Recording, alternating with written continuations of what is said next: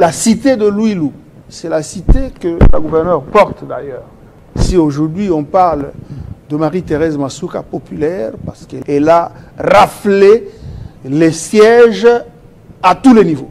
Elle a été élue députée provinciale, députée nationale, sénatrice et même gouverneur de province. Ça veut dire, les gens peuvent dire non, elle a corrompu. Elle a donné. Mais vous pouvez donner, mais la personne devant sa conscience, dans l'urne, peut voter autrement. On a vu beaucoup de gens donner de l'argent, donner, faire des dons, et ne pas être élu. Ça veut dire que c'est une femme qui est portée par son peuple.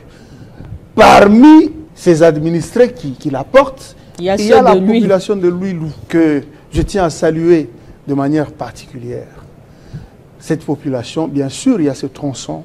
Dans la cité de Louilou, je le dis, il y a 10 km de voirie réhabilitée, asphaltée.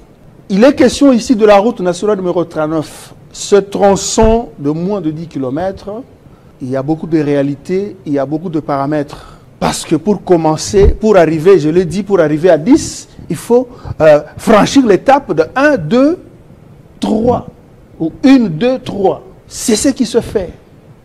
Le travail est en train, c'est tout un processus, le travail évolue. Ça va atteindre la portion de 7 km, bien sûr. Il y a la poussière, il y a cette impatience.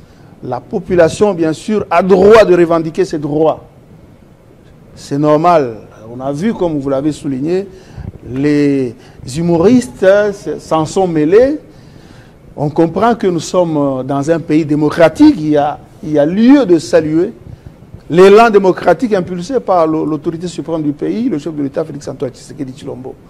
Et même dans la province, vous n'entendrez jamais qu'un journaliste ou un opérateur culturel être inquiété pour ça.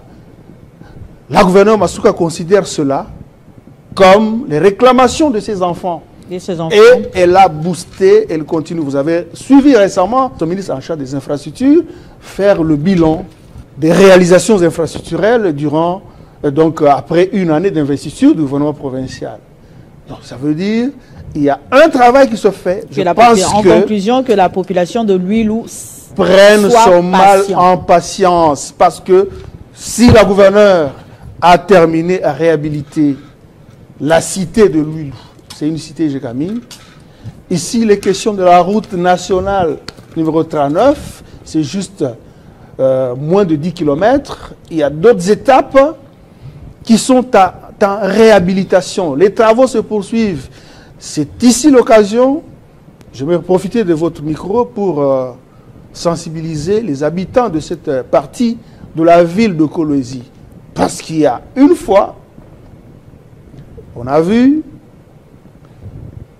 l'entrepreneur, les engins qui réhabilitaient, qui construisaient, qui modernisaient cette partie, être vandalisés. Parce qu'il y a cette culture, nous devons condamner cette culture, même si on est mécontent, on ne doit pas aller s'attaquer aux ouvrages qui nous profitent. Je sais qu'il y a parfois, bon, de temps en temps, il y a des détracteurs de la gouverneure Masuka qui s'en mêlent et qui exploitent, qui utilisent certains jeunes inconsciemment. Et ces jeunes se livrent à des actes de vandalisme. Cela n'était qu'une parenthèse. Ça veut dire que ça ne peut pas décourager. Ce sont des défis à relever. J'invite cette population à ne pas se laisser manipuler par certains acteurs politiques parce qu'elle sait que Mme Marie-Thérèse Masuka la porte dans son cœur et elle continue à travailler. C'est comme un enfant, par exemple. Un enfant qui a terminé ses études aujourd'hui, maternelle, primaire, secondaire, arrivé par exemple en deuxième licence, si le parent ou le père, la mère dit il est temps, par exemple, les responsables de l'établissement réclament le paiement des frais, le paiement des Minerval, et que l'enfant sorte sur la rue pour dire que non, mes parents sont irresponsables. Ils sont irresponsables, mais ils ont payé vos études jusqu'à ce que vous arriviez en deuxième licence.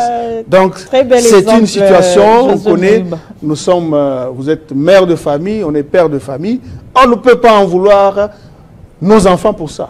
Alors, on ne peut pas en vouloir ses fils et filles de l'huile pour ça, mais sachez que j'attire l'attention des fils et filles de Maman Marie-Thérèse Masuka habitant la cité de Luilou, qu'elle est préoccupée, et vous allez voir d'ici là, le paradigme va changer.